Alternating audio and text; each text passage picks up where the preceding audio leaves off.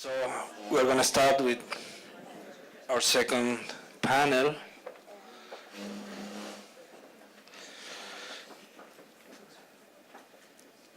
Panel 2, entitled The Paratexts of Film Criticism.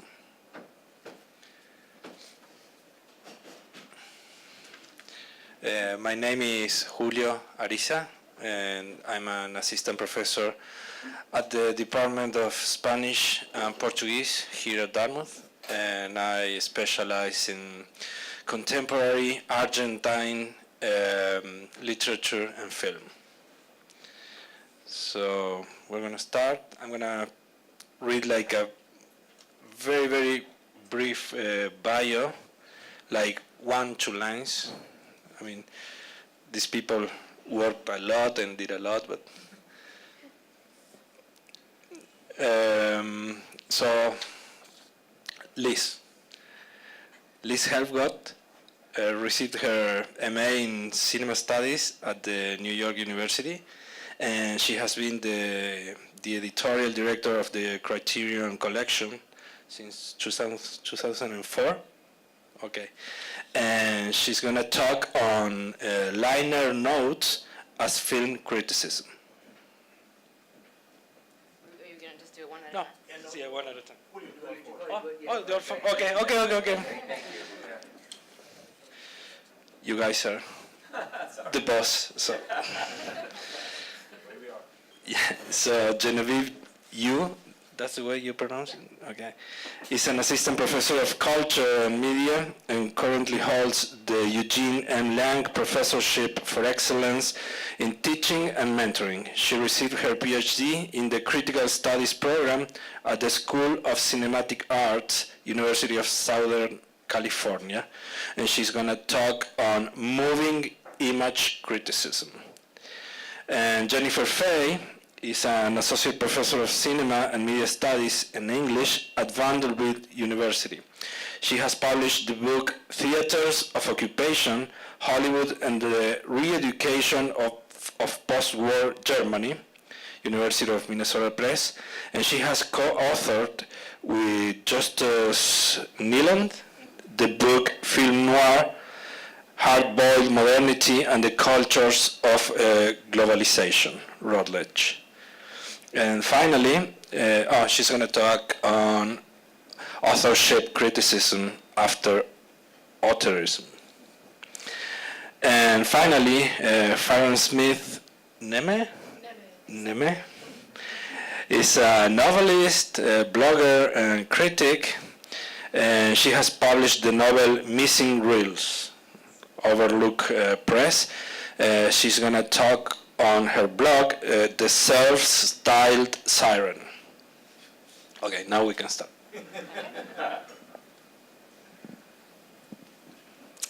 Hello. As he said, I'm Liz Helfgott from the Criterion Collection.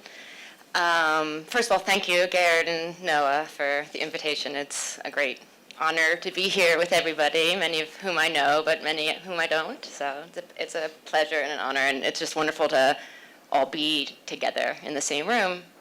I was just reminding myself what Noah had said in his opening remarks about thinking about film critique more broadly as film culture, and this group of people, bring this group of people together specifically as a way to bridge, gaps between academia and journalism and,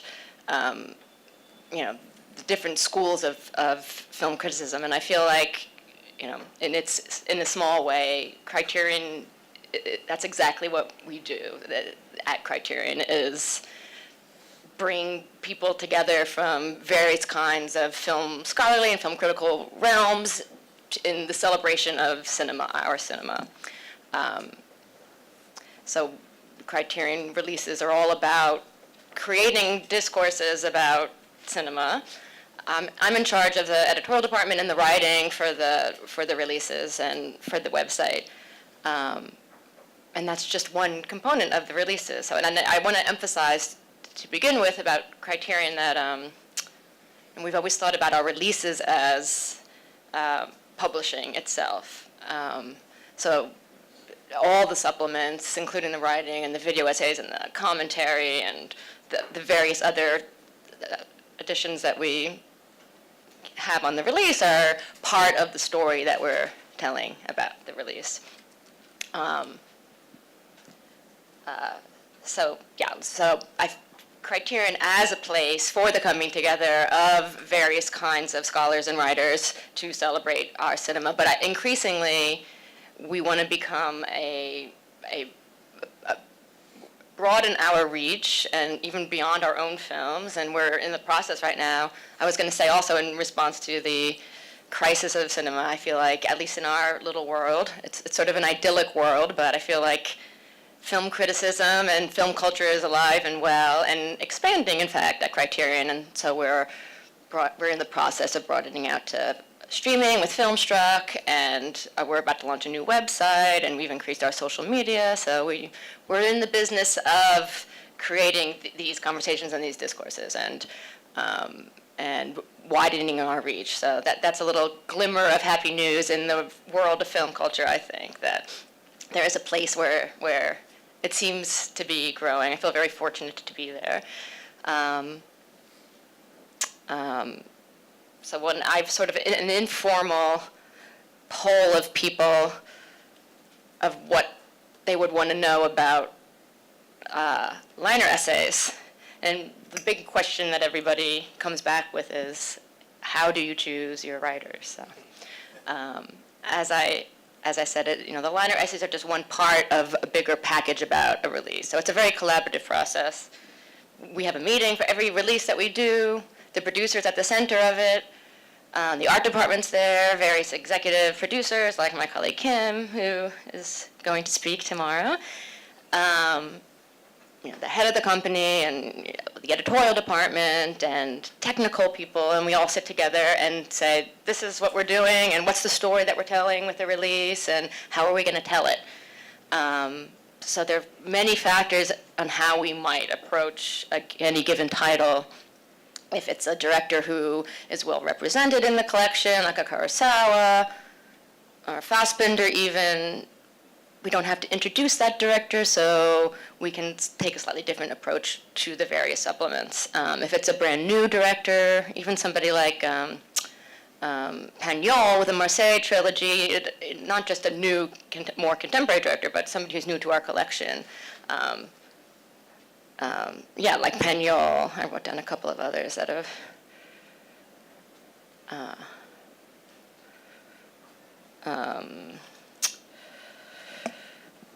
Usam Sembene, Kirsten Johnson, Jack Garfien, John Waters, Marcel Pagnol, George Stevens, even with Women of the Year, as Stephanie can attest. These are first-time, directors in our collection, so we approach the release in a slightly different way. Then that would be the release where we put, perhaps the career documentary, if one exists on a director, because it's the first one and we're introducing the director. Sometimes we even decide, and Kim can speak more to this, in terms of, if we have several films by a director, which is the one that we want to be the first to introduce this director. Sometimes there's no,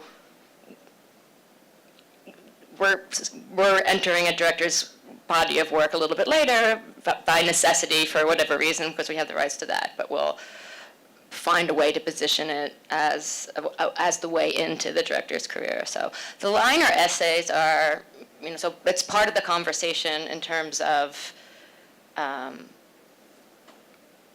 who else do we have on the release? I mean, we have so many contributors here today.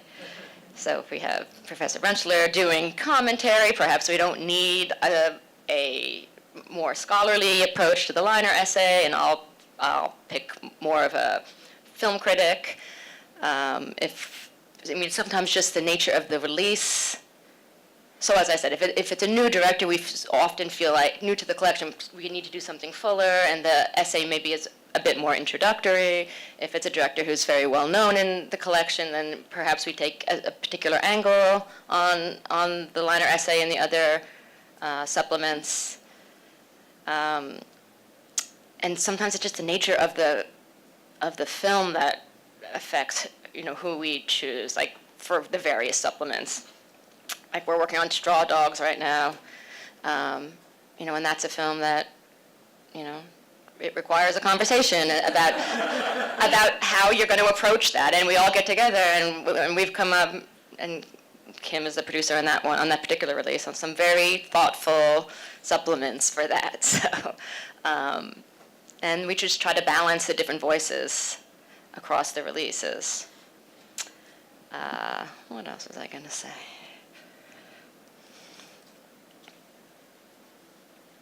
Yeah, and sometimes it's just the nature of a release that we feel like we don't need anything super scholarly, or we can do something more writerly. We've had like Miranda July write on Punch Drunk Love, and Lena Dunham on The Big Chill, Jonathan Lethem on Boyhood, which isn't to drop names of writers, it's just to, you know, we have a lot of scholars, we have a lot of film critics, but we've also had, you know, Bill McKibben, the environmentalist, on Kotze, and we've had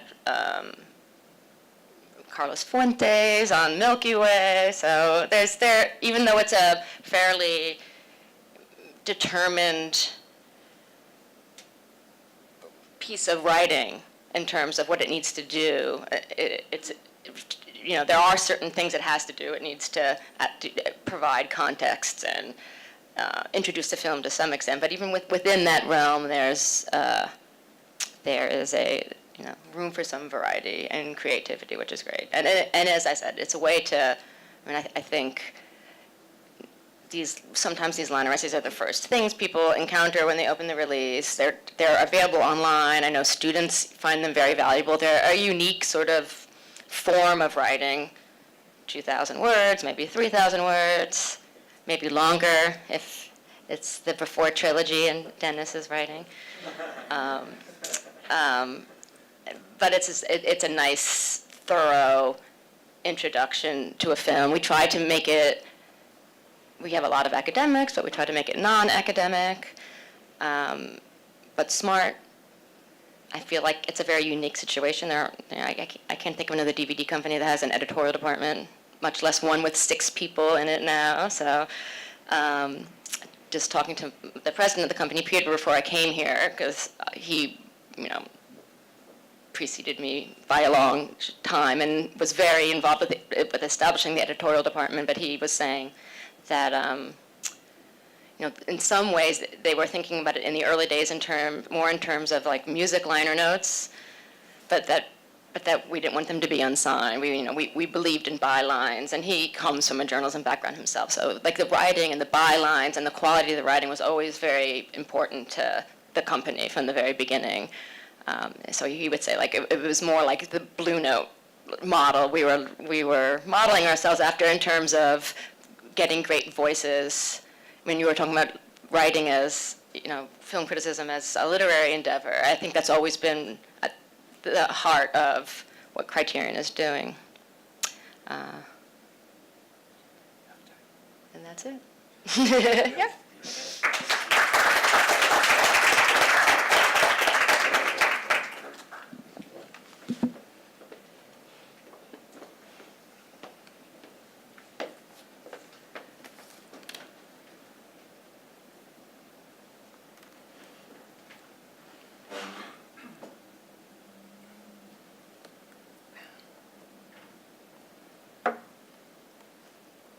Sorry, I'm not used to a PC, so I'm like learning how to do this for the first time. Okay.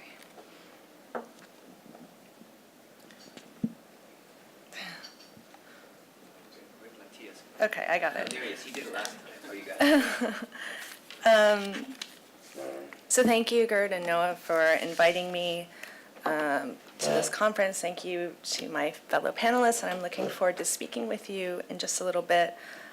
Today I'm going to talk about a kind of subfield of film criticism, which would be experimental film criticism, as well as the adjacent field of art criticism. So very para to the discussion we're having.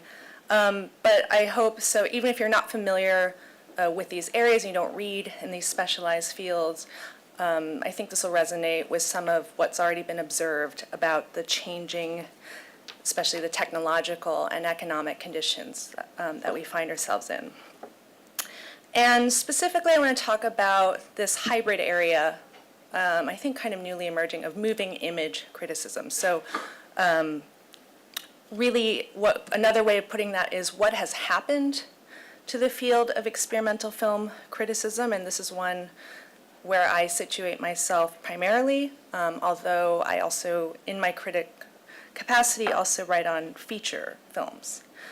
So these, as with all areas of film production and criticism, these are areas that have been profoundly transformed by the by significant institutional and technological shifts. And the question I'm always asking myself when I'm looking at work is, where is experimental film today?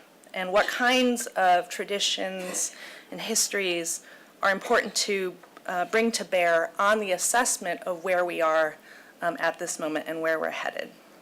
So today I'm wearing 3 hats. I am a critic, a programmer, and a scholar. And I primarily want to address what it's like as a critic, but for a moment I'm just going to put on my scholar hat. And this is in order to mark a historical shift, both in terms of medium, technological medium, and institution. So in the early 2000s, so allow me this little digression.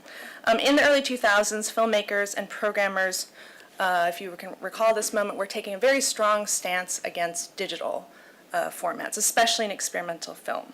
So some examples here were the International Experimental Cinema Exposition, called TIE for short, which is a film festival that was very dedicated to only showing 8 and 16 millimeter film, very explicit about not showing video and digital work. Maybe not incidentally, they went on a 10-year hiatus in 2003, a really kind of crucial moment. And views from the avant-garde at the New York Film Festival, which ran for 17 years until 2013, now replaced by projections. I found it interesting that Views did not list format for their works until 2012. And though video and digital works had been shown prior to that year, I think it was strongly implied that the works would be 16 millimeter unless otherwise noted. So those are the kind of technological changes happening. And meanwhile, experimental film was kind of quietly moving into gallery spaces. So this is a shift that perhaps did not get as much attention or publicity as the technological one. But I see these two areas as coming together. And very much the distinction that previously broke down according to medium and institution, so film belonged in festivals and independent theaters, experimental film anyway, and video belonged in museums and galleries. This was no longer as clearly delineated after this roughly 2005 moment. And as a caveat, certainly there was a lot of crossover between the art world and experimental film previously from the European avant-gardes of the 20s and in the 60s and 70s, a heady downtown New York brew of conceptual minimalist performance art and experimental film. And just as a homage to that high-pitched sound we had in our previous session, I just threw in a slide of wavelength to illustrate that moment. Okay. So what has changed now is that this fight between film and digital is basically over. And with it, I think there has been a collapse but in the distinction between experimental film and moving image art. This may be controversial, I'm not sure. Filmmakers who once swore that they would never shift to digital technologies, people like Ernie Gare and Phil Solomon, have for the most part successfully made the transition and found new expressive potential there. And of course there are a few holdouts or people who are still dedicated to 16, people like Ute Oran and Robert Beavers, Nathaniel Dorsky and Jerome Heiler. But I would say that the majority of filmmakers, even from an earlier generation, have made the switch. For me, the watershed moment was when Jonas Mekas moved to digital with his film Letter from Greenpoint in 2004. And the film describes him, the process of him moving from his Soho loft which was one of the unofficial headquarters of the New American Cinema, amply depicted in earlier films like Walden and Lost, Lost, Lost, to a new and unknown environment in Greenpoint, Brooklyn. So though he had been actually shooting on video for 15 years by this point, 2004, he described this film as his first real video work. We might think of it as a Walden for this latest digital chapter of his always entwined life and artwork. Incidentally, the following year, 2005, Mekas was represented Lithuania in the Venice Biennale and has since been showing most frequently as an artist doing installation work in galleries and museums. So in the last few years, these institutional shifts have become the focus of conversations at a number of film festivals. In 2014, Rotterdam hosted what they called the Art Film Think Tank, which was a collaborative initiative with CPH Docs and Lux. And previously, Think Tank had been at the Frieze Art Fair, and they invited art world professionals and filmmakers to talk about the intersecting financial and cultural vectors that they shared in common in this new moment, as well as, and you have an image here of the Oberhausen Film Festival last year at their podium discussion, which is a kind of series of roundtables like this. They prioritized discussion about curation. And we can talk about the politics of the term curation versus programmer, which is more commonly used in film festival language. And what happened at Oberhausen was a kind of acknowledgement that at this moment, the making of short film, or what we might call experimental, more specifically in some cases anyway, cannot be thought apart from the exhibition and funding structures of the art world. And what was additionally clear at Oberhausen and elsewhere is that this kind of migration between art and film is mostly one-sided, with far more experimental filmmakers moving into the art world than vice versa, though I like to name exceptions. So some people like filmmakers like Colleen Smith. In fact, this was beneficial to her career. She was not programmed for many years in the experimental film world, where there are relatively few gatekeepers. So she found a home first in the art world and has since been embraced by what remains of an experimental film community. Okay, so this is the context in which I began writing criticism, so this is a bit autobiographical.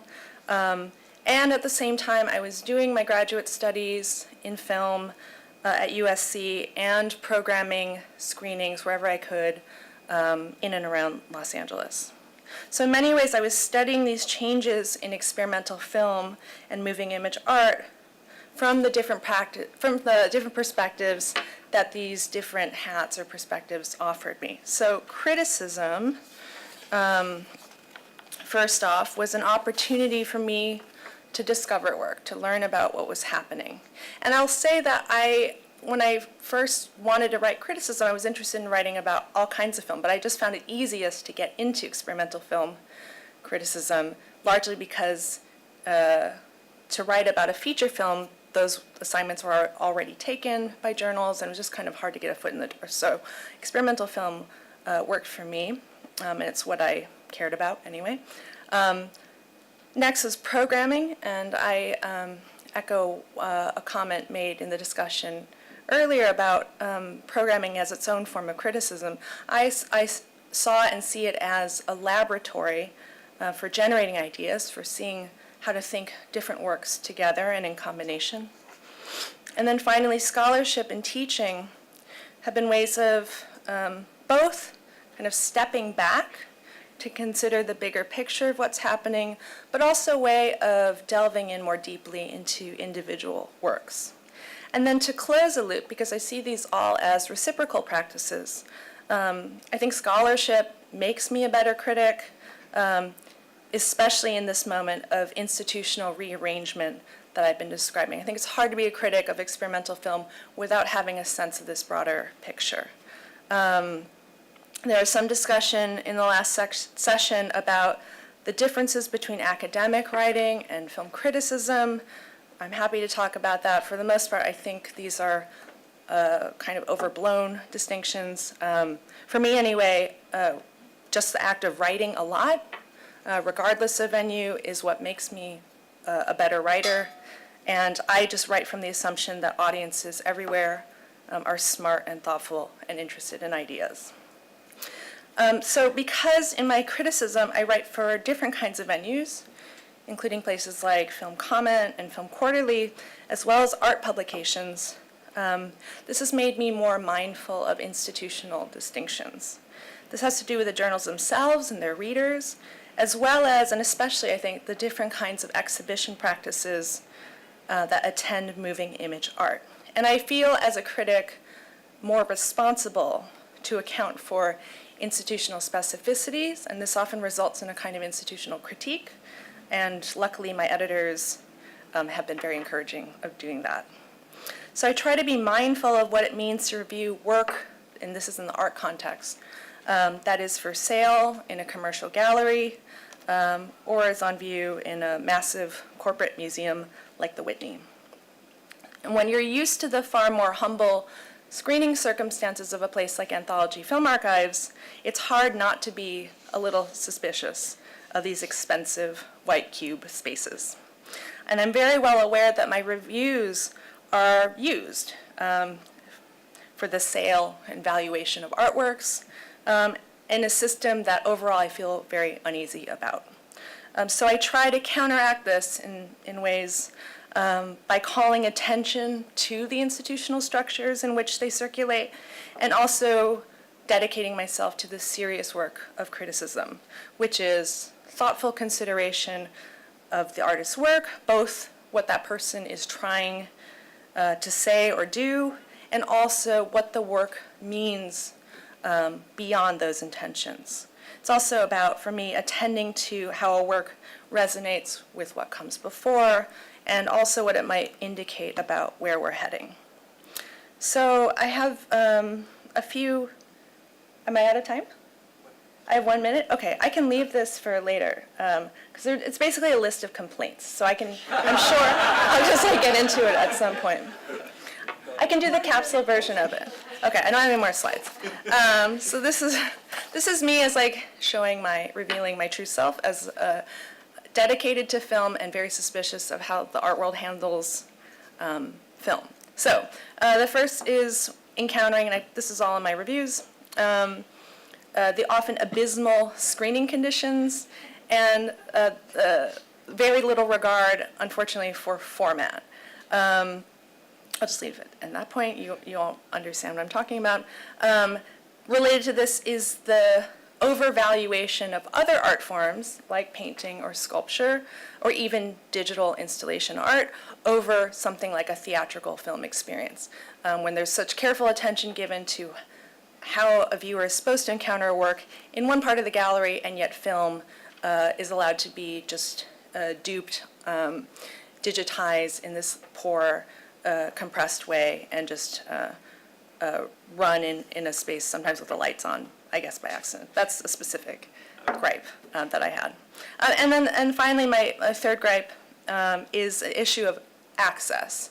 And access has always been kind of controversial in experimental film, that it is hard to see experimental film if you don't live in a major city where they're being screened, but at least there has been a relatively egalitarian system of distribution co-ops and structures. In the art world, I've found that access is much more tightly restricted, and I find this highly problematic. It goes against everything I believe as a critic and a programmer and as a scholar, where my goal in all these capacities is to share work and to get other people excited and thinking about things. So I'll just leave it at that and complain more later. Okay. Thank you.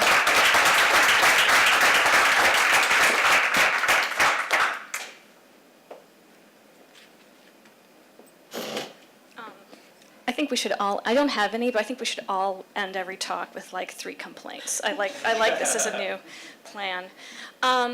So thanks, as I'll join the chorus in thanking you for assembling us. And I think I know that the reason behind my invitation is I'm a co-director with my colleague Justice Nealand of the series Contemporary Film Directors with University of Illinois Press. And we're very lucky to have Gerd writing for us on Lucretia Martel. And in that capacity, I want to say a little bit about authorship criticism and auteurism. And I realize I'm on a panel on the crisis. We've been talking about change. And I think actually I'll just be talking about persistence. The persistence of a kind of model or how one does film criticism. A persistence in syllabi, a persistence in, well, just the cult of the director. And this is interesting to me, but I hadn't really thought through it in quite this way until this invitation, despite that I'm the co-editor of a series founded by James Naramore in 2003 called Contemporary Film Directors.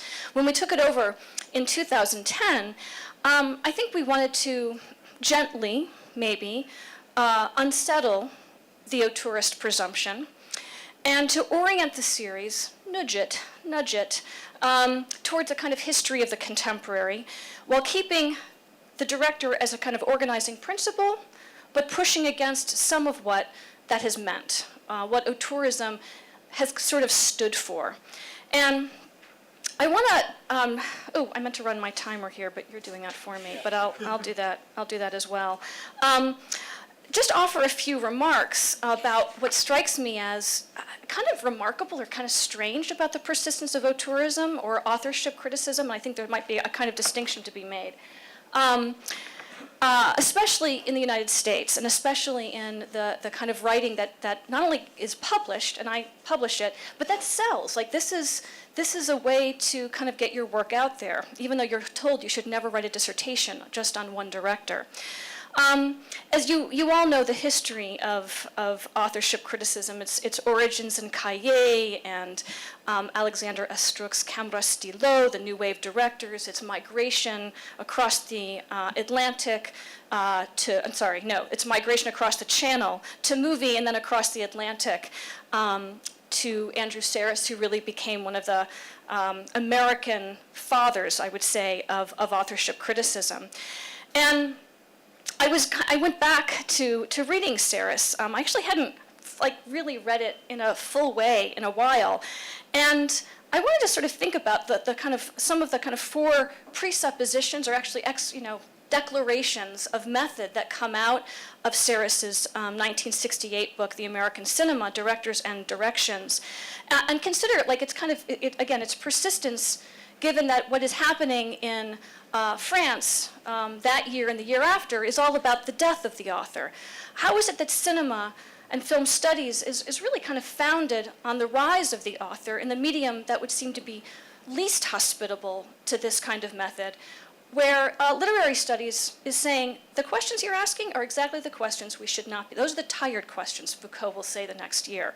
So again, these are things that you know, but I want to remind us of a commitment to aesthetics. And in order to write about aesthetics, we had to find an artist, an individual artist, with a strong personality, whereas the weak directors were those who would be overridden by the system and other creative personalities.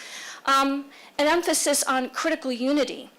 And the other thing that I think is kind of interesting is a turn to autobiographical writing, that one can produce the pantheon, the list of great directors, as a form of writing the self.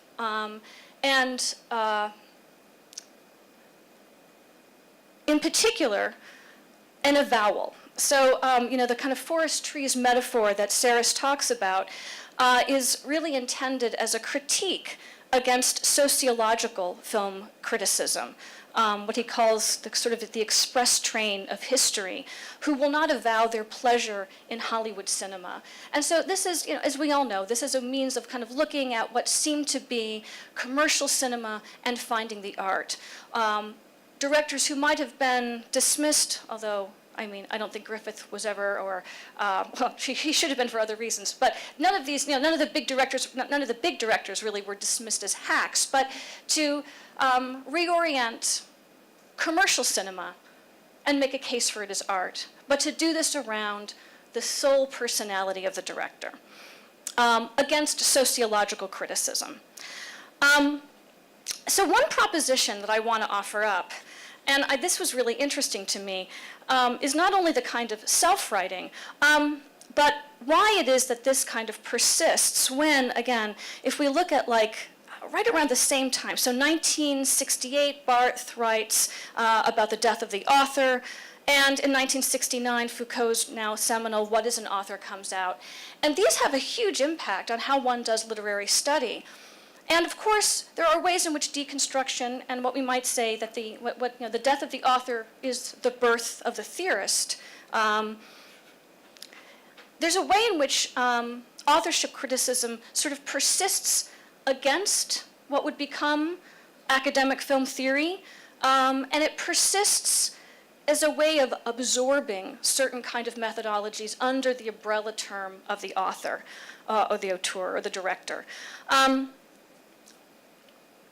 one thing that's really kind of interesting to me is I'm going to kind of posit this also as a certain kind of masculine project. This comes up in this kind of, it was really interesting to me. I think there are 199 or maybe 200. 200 would be a nice round number in this kind of pantheon of directors from American cinema. And you guys might, again, be familiar with the categories. They're the pantheon directors, the far side of paradise. I love these categories. Expressive erotica, those are Siadmak, Frank Tashlin. Fringe benefits, those are European directors. Less than meets the eye, lightly likable, strained seriousness.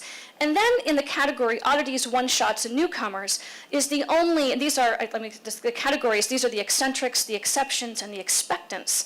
The fallen stars, the shooting stars, they defy more precise classification by their very nature. And here we encounter the only woman in the book. And this is 1968, which I also think is interesting. It's Ida Lupino.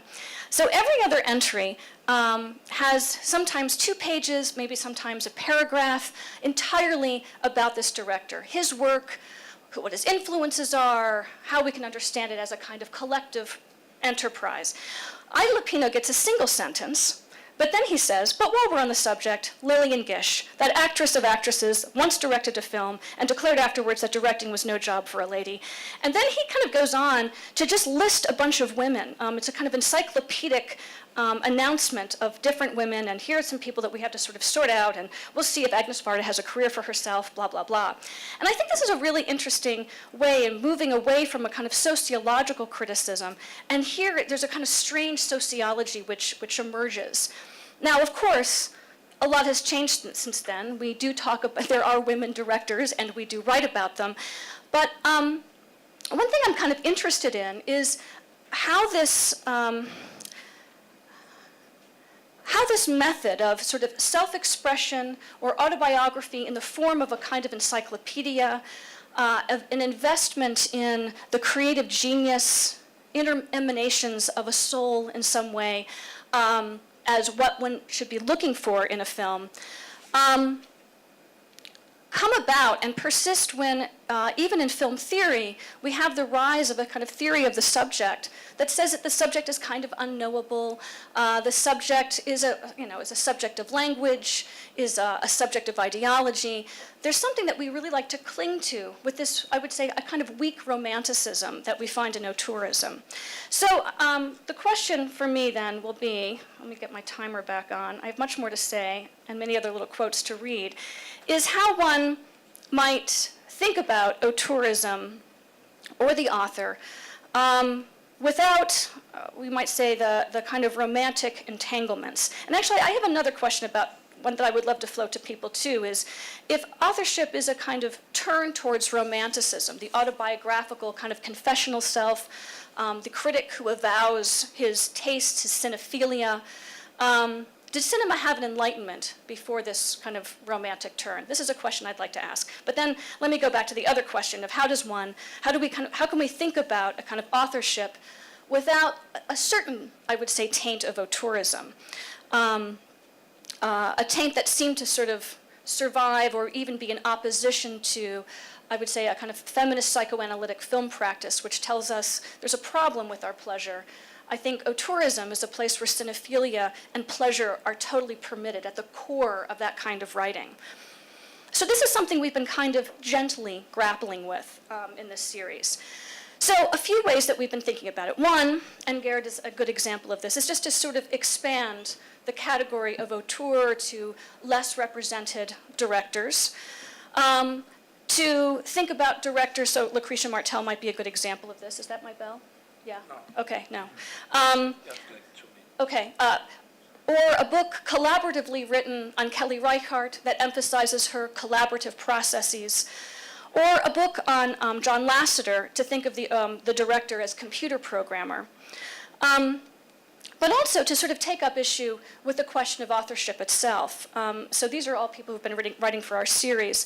Jeff Mene has a great book on Francis Ford Coppola, but the basis of that is that auteur theory is really the 1960s, 1970s mode of business theory, that this is actually all of the ways in which the artist is supposed to have a relationship to his art is very much a kind of new corporate strategy after industry leaves, that one should have a relationship to one's work as the artist does to his craft.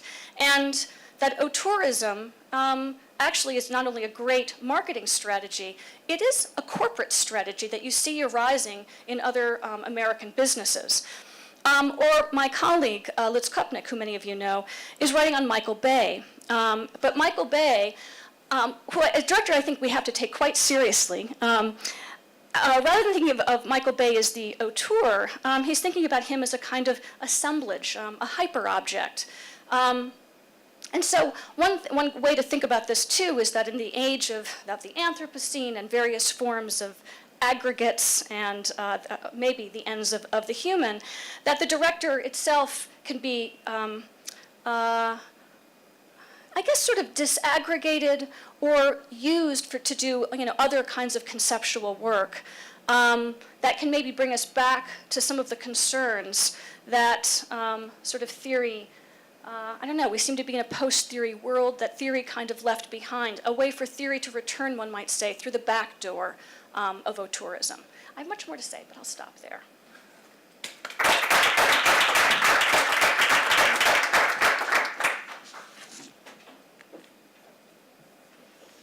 All right. My name is Ferran Nehme, and I have been a blogger at a site called Self-Styled Siren, which was a joke title that I kind of got stuck with. It's interesting to me to sit here and listen to especially Matthias's presentation when he brought up Armand White's rant about interneters who were writing out of contempt or idiocy, and I was sort of like, that's me. As I was one of those bloggers who, started, I didn't intend to elbow my way into anything, but I think for a long while it was kind of seen that way. My blog started in 2005 for no better reason than that I was in Toronto with 18-month-old twins. I didn't know anybody. I seldom went out. At night, I would feel like, I could sort of listen to my brain shrinking. So I wanted to find a way to keep my, spirits and my writing up. And a blog was the solution. And I chose the subject of old Hollywood cinema, mostly pre-1965, to write about because it was what I loved. It was something I could write about passionately on a regular basis. So bit by bit, I started writing about films, and I was not the slightest bit systematic about it. It was whatever was obsessing me that week for whatever reason, because I had just seen something, because I had just heard something, because I had read somebody dissing something I loved, and I would just plunge in and go to it. And you never really know what kind of an age you're living in until you're looking at it through the rear view mirror. So what I didn't realize at the time was that this was going to kind of be the gold rush era of blogging. It was like 2005, and all of a sudden there were blogs all over the internet on almost any kind of subject you could want.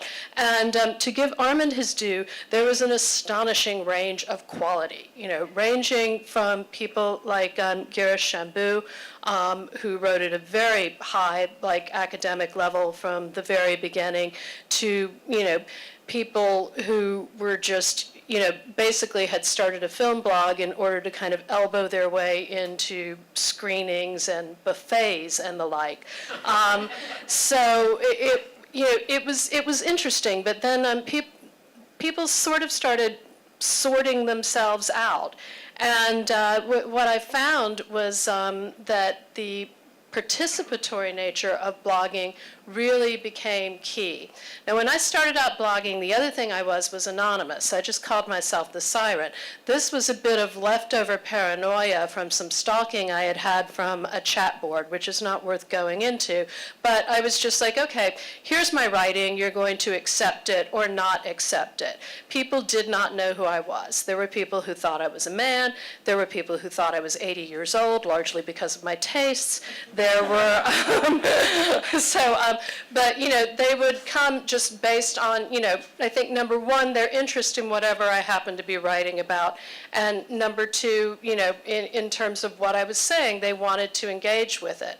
So it was never, and never will be, a high traffic blog.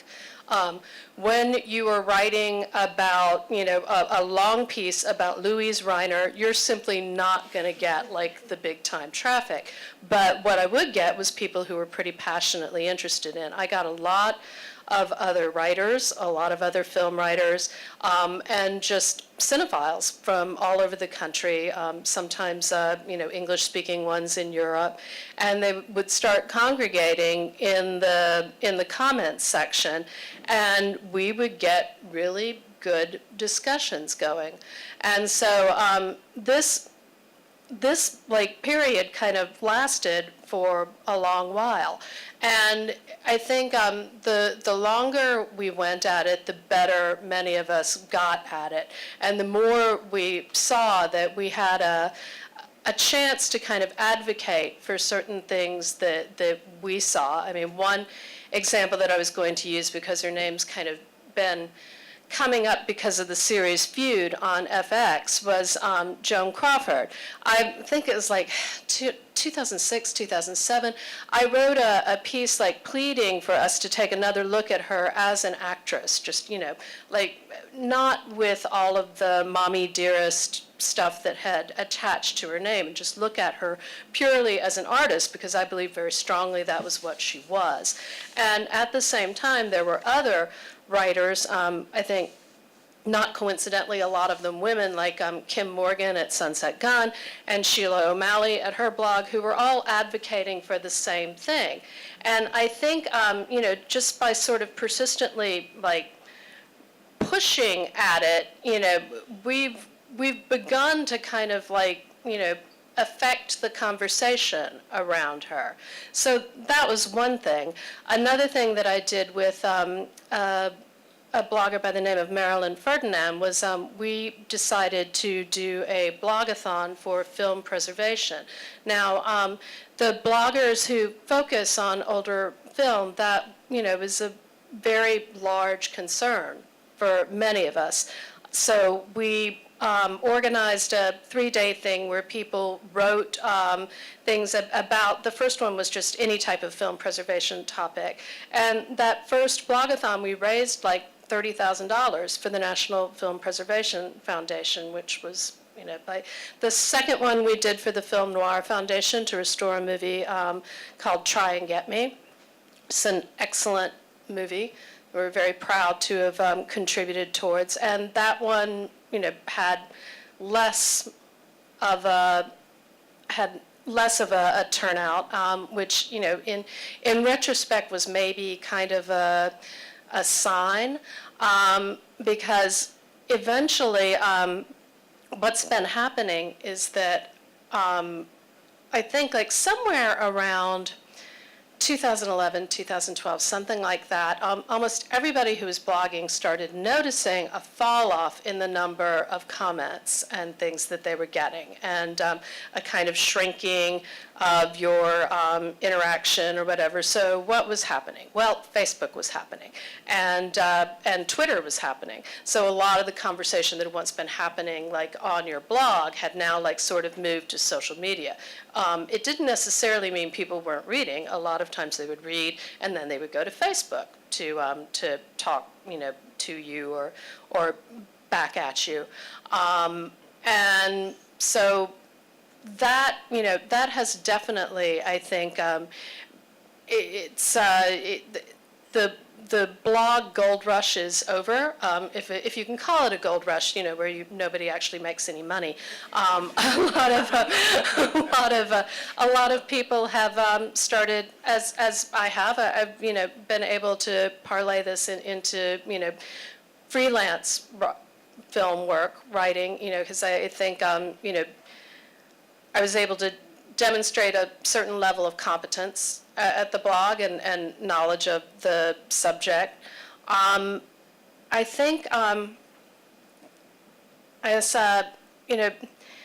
basically there are still blogs out there, and I think that the one unifying principle that they have, the good ones, is something that you were referring to, which is pleasure.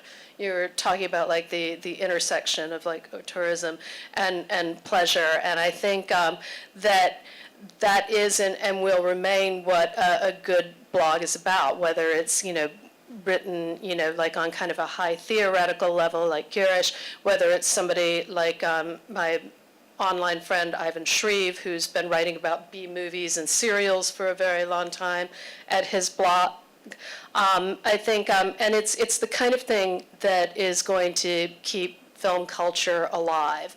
And I don't think it's ever been any kind of a threat to real critics. I hope that Armand and maybe some of the other people, who were so passionately arguing against bloggers and our supposed arrogance realize that now, that it's a contribution to the conversation, and one that I hope continues. My own blog, because I've had so many other things, but the novel and other stuff has been, kind of, there's dust bunnies rolling through it right now, but it's not something I'm going to give up, because I need that outlet. And I think that there's a lot of other bloggers out there who also need that outlet, and they're doing it at whatever level they can, and I think that they are helping, not hurting.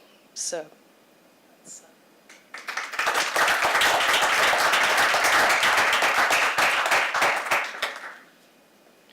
Hello? Okay. So I think we're just going to open the discussion to the public. Yes. Yeah, of course. I don't want to take your microphone. Hi, I'm Erica Carter from King's College in London. I'm really interested in what's emerging in these contributions, particularly the last two, about a different tradition in film writing or film criticism. I was thinking on the previous panel about a journal like Frauen und Film, which Claudia knows a lot more about than I do, but it's a feminist film journal that starts in the mid-1970s and is very much engaged both in contemporary feminism, but also in women's filmmaking. So there's a lot of engagement with the generation of women directors from the New German cinema, whose work is profiled in that journal. But there's also a real interest. I was really interested in what you said, Farran, about, not coincidentally, there were a lot of women involved in the conversation about Joan Crawford, for example, or you published something about Louise Reiner that some people go to but others don't. So, and one of the things that Frauen und Film is doing right from the very early period is looking not just at directors but also at film stars, women film stars, and generating a kind of a mode of writing about stardom and performance, which then becomes a different way of thinking about film aesthetics and film culture, that does include women. So I suppose I'd be interested in what these different platforms do in terms of enabling different modes and kind of objects to come into view, really, that aren't there in the auteurist tradition. I mean, another film blogger named Nora, she's also shy about her real name, but she bills herself as the Nitrate Diva, has also written a great deal about women screenwriters and also about women editors. She also covers like earlier film history. So I think it's true, and you know. I think also bringing up these things, you know, can also help. I mean, I couldn't help thinking when you brought up what Andrew Sarris said about Lillian Gish. My first thought was that he was actually writing that in the dark, because Gish, the one film that she directed, was lost many years ago. So you know, preservation and excavating a lot of these things, you know, can maybe bring up certain things. I mean, who knows what kind of, maybe she was, you know, Charles Laughton, you know, so. No, I think he was actually writing about her as a director, and that her experience was to say, her response was that this is no job for a lady, which I just think is interesting to include. But I do think, you know, again, it's there's nothing especially interesting about this, but that the director has is like, seems to still be the kind of master organizing principle. Really, I mean, oddly, strangely, to the exclusion of screenwriters, to actors, to, you know, cinematographers. And I live in Nashville, and I'm just going to have a quick digression, but we are home of the Country Music Hall of Fame, and one of my favorite exhibits was on studio musicians, and you would go into a listening booth, and rather than listening to a person singing as you normally would a song, you actually would listen to, like, here's the drum part. Okay, now you're just going to go to this booth, and you're just going to listen to the bass. And so it was a whole different mode of, like, tutoring listening based on, like, the studio musicians. Not that I would want to resurrect just, you know, find the other genius for filmmaking, but it does seem that, you know, and I think Criterion, you know, this is how we think about, like, the director is just that which we can seize on, and again, so oddly, against all of the other things that probably give us pleasure. And I also think there's a kind of feminine and feminist mode of cinephilia that might be differently oriented, and queer cinephilia, that also can, you know, can be about and has been written about in serious and interesting ways. But I nonetheless think there's been a kind of persistent sense that sort of feminism is anti-cinephilia or less, or a problem with your pleasure or something like that, that has made, that has become sort of entrenched in a certain kind of way. Hi, Carrie Rickey again. I just think that when Andrew Sarris was writing The American Cinema, we didn't have DVD or VHS. He was relying on his memory. Most of the movies by female pioneers like Alice Guy Blaché, Lois Weber, Dorothy Arzner were lost or had not been recuperated. And I think that he was living in the blinkered world of 1968, and were he living now, I'm sure that book would look very, very different. And I guess to Genevieve, what I was thinking is that, you know, really since the early days of cinema, you know, since, you know, Germain Dulac and Louis Buñuel were making what we now think of as the foundational works of experimental cinema, it really depended on where they were shown to understand. Where they were shown in galleries, they were shown in theaters, and I think this has long been a problem, but we're in this total world of convergence right now. Even movie studios use the word filmed entertainment for both TV and movies as they're blurring into digital, and we're kind of talking about the differences. I just think that good art is where you find it, and it doesn't have to be necessarily on film or video. And I'm wondering whether these are kind of unnecessary distinctions now that we're in a digital universe. And what is your thinking on this? Yeah, that's a great point. Thank you. I mean, again, talking about the 60s and 70s as possibly an exceptional moment, that was one in which there were durable institutions that were built for experimental films. So the founding of places like Anthology Film Archives and the Filmmakers Co-op, and really producing a kind of institutional presence for maintaining the circulation and supporting the production of a certain kind of tradition of filmmaking. And I do see that as having been largely dispersed in this moment. I mean, from a very practical standpoint, when I'm teaching, for example, access is, I mean, I agree with you that, you can find great work, and however you categorize this is maybe a matter of pedantry, I don't know. But just on the sheer level of access, getting my students to be able to see something so we can study it, I run into enormous problems with this. I often just rely on my own connections, my Vimeo link archive, my pirating practices, right?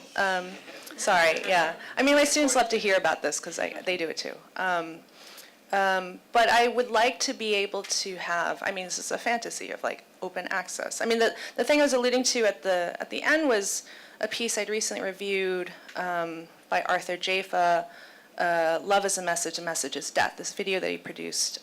It's amazing, and was at Gavin Brown Enterprise in Harlem. And a friend of mine who's a curator wanted to show that work. And originally Jaffa had said that he told someone that he wanted it on YouTube, which makes sense because this whole film, if you've seen it, is compiled of clips from YouTube. And the gallery explicitly said that this museum, this official museum, could not show it, that it had been overexposed, which I don't know how this squares with the artist, and this gets complicated. But I'm left with wanting to talk about it and no one being able to see it. And I just abhor that state of affairs.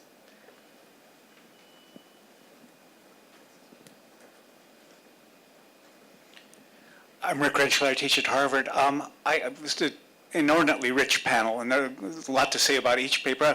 Jennifer, I wanted to hone in on your comments, and I mean, I've long wondered about the durability of the Auteurism, and I think particularly in academia, it's a real question, and I think you brought up some important kinds of considerations. But I mean, there is a way in which, post-structuralism, well, actually, cinestructuralism sort of started talking about the director in quotation marks, then post-structuralism came along and somehow sort of transferred complexity ascribed to auteurs to the text, and then cultural studies came along and then empowered the spectator. And in a sense, film studies seem to have theorized the author out of existence. And yet, at the same time, auteurs surely weren't playing dead, and there surely were a lot of people in film studies holding seances. And you have then that further moment in 1996 that Jim Hoberman just mentioned a bit ago, the decay of cinema, which in a sense is, Susan Sontag is really talking about the decay of both cinephilia and of auteur cinema, right? And I guess the question is, we went through a period of what one could call cinephobic film studies. I think that's what apparatus theory really was. And yet, if you look back at it, there is a kind of crypto-auteurism at work in so much of the writing of the era. And I think beyond that, there is a full throttle auteurism that I think is reserved for certain kinds of cinemas. If Hollywood's a bad object, you still have alternative cinemas that are somehow held up as such and as a good object, and actually the experimental cinema. Likewise, you're not gonna somehow problematize filmmakers in the way that you would, let us say, do psychoanalytical and symptomatic readings of Hollywood films. So I think the durability of the auteur model is a really interesting one, and I would say it has a very interesting history that isn't just, I mean, I think the crypto-auteurism, if you think about, let us say, at the very moment that Screen Magazine is somehow doing all of this important theoretical work, at the Edinburgh Film Festival, people like Thomas Elsessler are discovering Fassbinder. Claire Johnson is writing about Raoul Walsh. Samuel Fuller is somehow being revived. So that there's and I've had many conversations with Laura Mulvey, and she said, I'm not only a tourist, I'm a cinephile, and I always have been. I'll keep my comments brief, but actually we had Laura Mulvey on campus, and she's like, yeah, I love Hitchcock, I love Hollywood cinema, and the older she gets, the more she likes Hollywood cinema and Alfred Hitchcock. So, but I nonetheless think, the visual pleasure essay, well, a few things. One would say, absolutely, there's a way in which, film theory, academic film theory, decentered the author, but that there was always, in criticism, in the rise of directors that fashioned themselves after auteur theory, its persistence, in a way that I think probably is also happening in writing and literary studies. But the coincidence of, by 1 year or so, the death of the author in one place and the rise of the auteur in the other is a coincidence that I want to think more about. I don't really have an answer about it. And the fact that the auteur just really, really persists as a critical object of study, as a mode of self-fashioning, and as the possibility that cinema can do its own theorizing, that Godard can do his own film history, film theory on film, I think is part of that cluster. But there was something else you said that I wanted to talk about. But now I can't remember. It'll come back to me in conversation. But, I also want to come back to your comment, and you're absolutely right. I mean, this is easy pickings, right? But he does mention, like, 30 women directors, including Lois Weber, Shirley Clark, Leni Riefenstahl, she's a problem. But they're all of them are just in this one entry under Ida Lupino. And that I just thought was a kind of interesting choice about where authorship kind of begins and its place. Yeah, he lists quite a few. I mean, he lists all of them. Yeah. But the other thing I was going to say, I guess, is the other thing is it's also strange to me, like what takes so much time, like what doesn't get picked up because it seems too late. So something like Krakauer's Theory of Film, or Cavell's The World Viewed, or even like Baldwin's The Devil Finds Work. There are these other works that seem to be, I don't know, too late, not up with the times. It takes a while for them to be rediscovered. But authorship, which also seems to some extent to be belated, given its relationship to like maybe literary studies, nonetheless kind of finds its way. So that's another thing that I don't have an answer for, but in the lame way, it's interesting. My name is Alexander Horvath, and I would also like to do 3 complaints, but we don't have the time.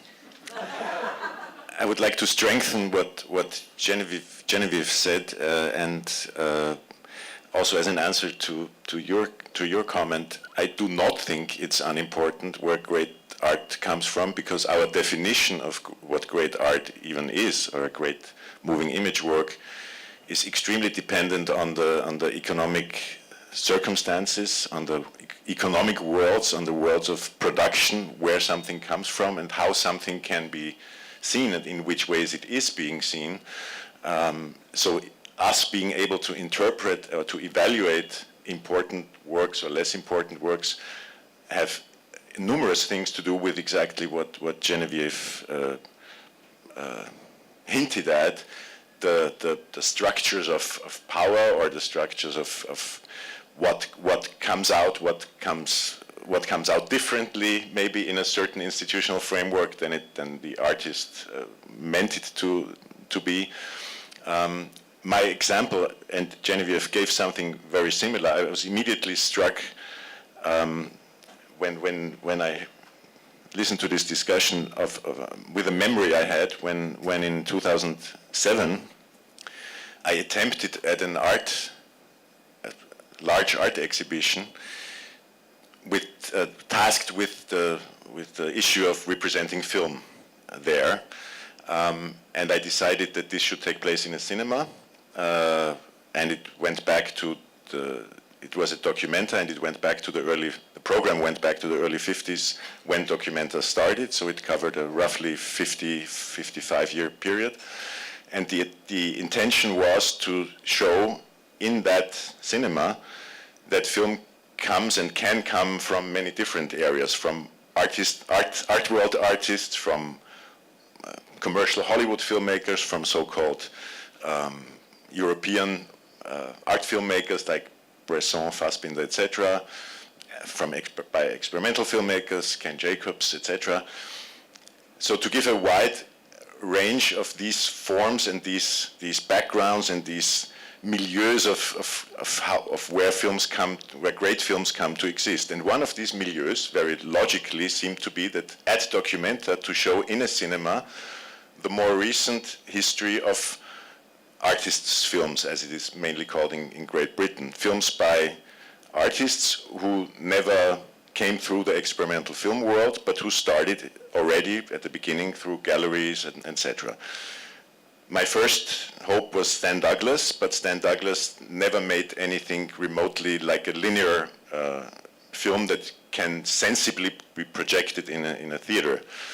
And so it was not an option from me. But the second option were two artists who I've come to, at that point already, had come to admire intensely, which were Matthew Buckingham and Tacita Dean. And I had both seemed normal, sympathetic people. I wrote to them, I wrote to their gallerists. Since then, I've become friends with Tacita Dean, and she has also, in a few instances, changed her policy. But at the time, in 2006, 2007, both galleries and artists or their agents, I would almost like to say, made clear that it is out of the question. I mean, they all wanted to be a documenta, of course, but they did not want their films to be shown as film projections with a beginning and an end in a film program at a cinema in Kassel, where their names as auteurs or as artists or their works, the titles of their works, would be next to other filmmakers like Robert Beavers or James Benning or Ken Jacobs or Leslie Thornton. The way the film world, or the way the independent film world is used to representing such works. So of all the wishes I had on this very large wish list and all the hopes I had invested in this, almost all of them came true, except the fact that I could not show the two visual art world artists and their films, which absolutely lent themselves to, they were not installation type works. They are films that can easily be projected and seen. One was 15 minutes and the other was 40 minutes. So those two I had to leave out. And that told me a lot, and it's not the only thing that told me a lot about these power structures and these differences and the ways in which people can discover and can have access to such kinds of works. And because Genevieve was talking about access, it's also about if you do not want to enter these corporate museums or these systems of ascribing value to works, and you want to bring them out the way I did, you immediately see the stop signs. And it never happens the other way around. The museum that invites Chantal Ackermann or Abbas Kiarostami or whoever to present an installation, it will get something. So it will. I'll stop here. There would be a lot to say. So I think it is very important to highlight those aspects also. Like we should, when we speak about festivals, we should speak about the structures by which, because these are critical structures, these are parastructures of film criticism, by which modes and methods films get a certain valuation and others get another, and so on.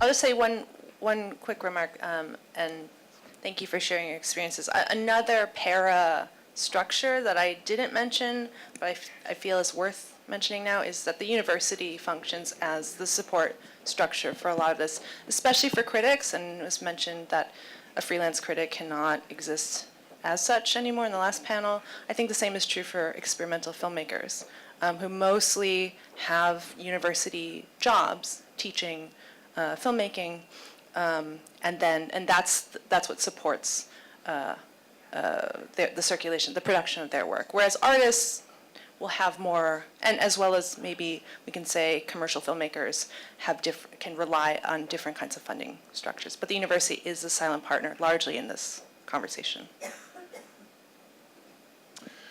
Hi, I'm Johannes von Moltke. I'm at the University of Michigan. I was wondering whether we could take up, Genevieve, on your offer to talk more about curating versus programming. I really liked listening to the combination of the talks and the different perspectives on the panel, and they come together for me also with the panel before under that question, right? I mean, I don't know how, Liz, whether you think of yourself as a programmer or a curator with this series. Genevieve, you said what you do is programming. Again, the series that you're doing.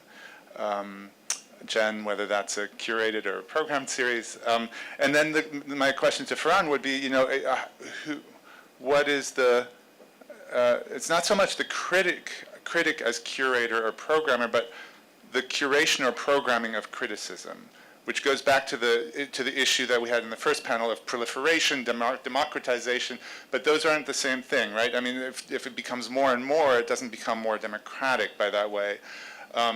And the question of curation or programming, to me, goes to the question of the institutions that we're trying to build, uphold, or revise and critique themselves. But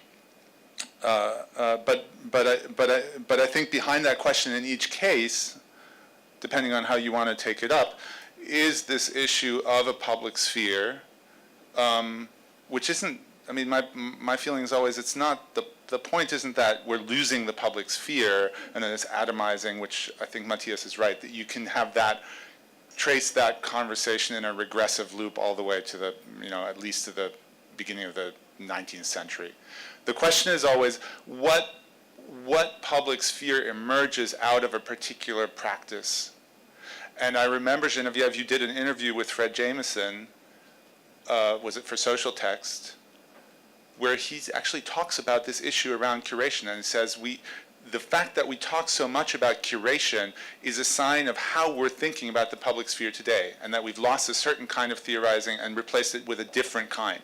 So it's a rather vague set of questions, but it seemed to me that it's something that ties together the panel as an issue that we should probably be talking about, not just in terms of what film criticism does, but also how we curate or organize or approach or segment the film critical world.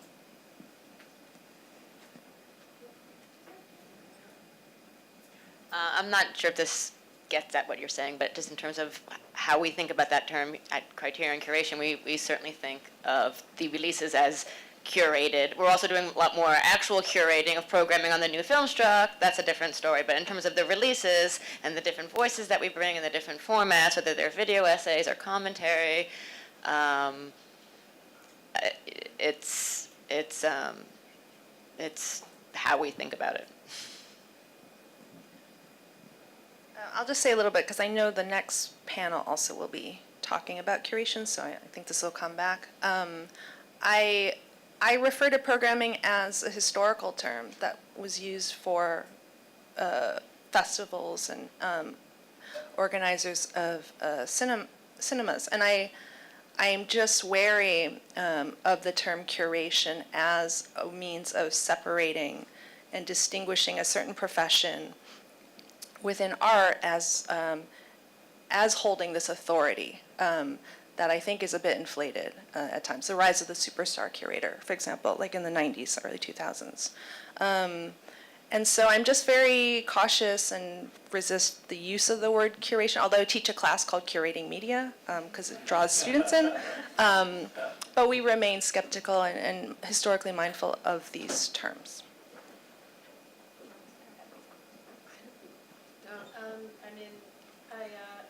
I guess as a blogger, you kind of represent the Wild West, like no curation, you're your own curator. I would not. I guess all I would say is that in terms of curating what film writing you look at and do not look at, I think that the difference between quality and lack of quality is, not difficult to see, and most intelligent people can sort it out fairly well. So.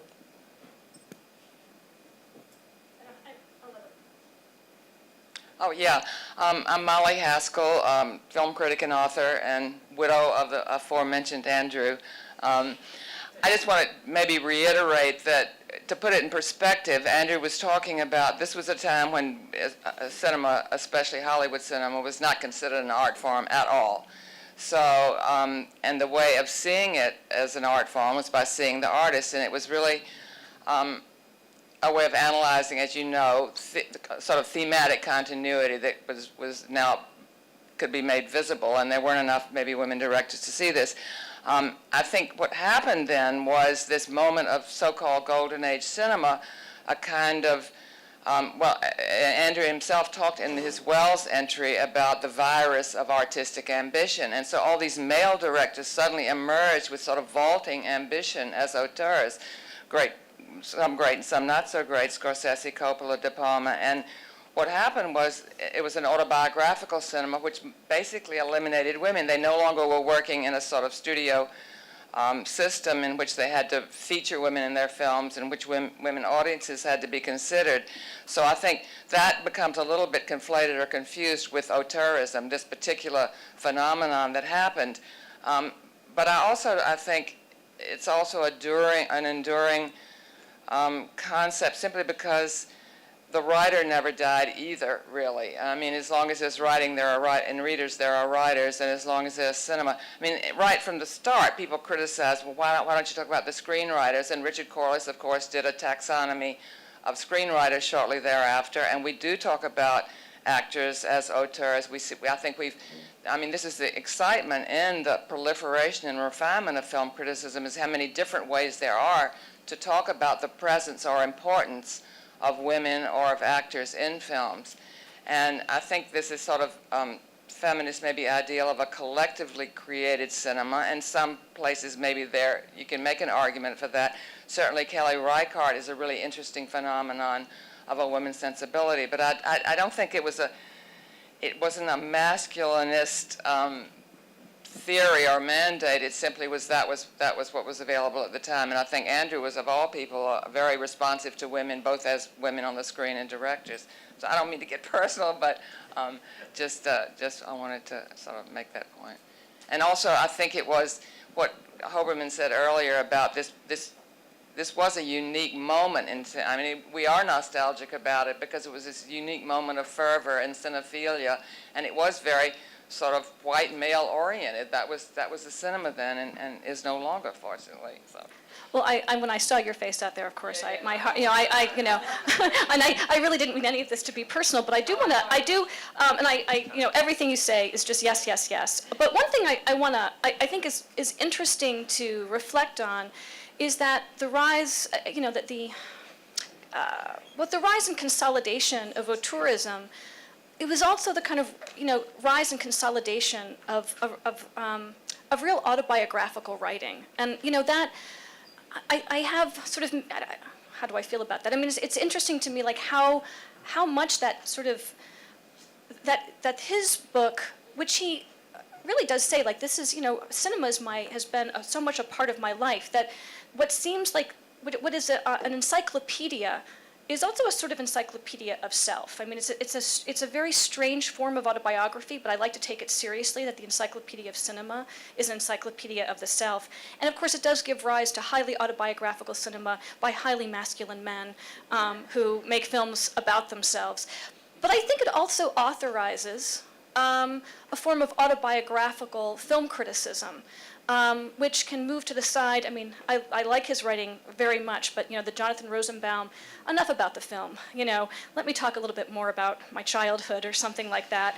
And even, that film criticism becomes a kind of confessional form, which I think is where the kind of literary where something like, the Roland Barthes in all of us potentially kind of comes out, avowing the self as the author, that to write about films is to write about the self, that what I write about what I remember, and it's important because it's memorable. And I don't mean that's an empty tautology, but a really important tautology. Oh, just one quick thing on that. Well, I think it's true that he was reacting against, as you said earlier, sociological criticism, but also the idea that there can be an objective, disinterested view of film. So the whole point of the autobiography was, in a sense, to show this is my bias. Yeah. Then theory tried to take that out by imposing a structure, a template onto film that had nothing of the critic in it. So, I mean, there's a tension between those two points of view, and you can see it as a kind of an action and a reaction. Or the theory says you are not known to yourself, which mitigates the possibility of autobiography as anything but a symbol. But it takes pleasure. I have a question actually exactly on that point. I'm Nicholas Baer from SUNY Purchase, and I really enjoyed the entire panel, and I wanted to pick up on Jennifer Fay's presentation again. And one thing that's been striking me all day thus far in both panels is that psychoanalytic diction is kind of latent in what we're talking about, whether it's this idea that the screenwriter doesn't know his own work, or certainly in this idea of auteurist criticism as a mode of confessional autobiography. And I guess I wondered, it occurred to me while you were speaking, Jennifer, that long before Barthes and Foucault wrote about the death of the author, of course, psychoanalysts had posed a threat to the author in the sense of a kind of coherent subject with some sense of intentionality and agency. And one thing I was thinking about during your presentation is to what extent the persistence of auteurism might be bound up with the kind of durability and flexibility of a kind of psychoanalytic model, or at least set of issues. And I was thinking partly, you had also in the 1960s the flourishing of psychobiographies inspired by Freud's own texts on Michelangelo and Da Vinci. And so on the one hand, even as auteurism seems to mark a kind of challenge to the idea of the author, it also posits the author as a new object of auteurist study insofar as the life of the author becomes suddenly interesting in the childhood experiences, etc.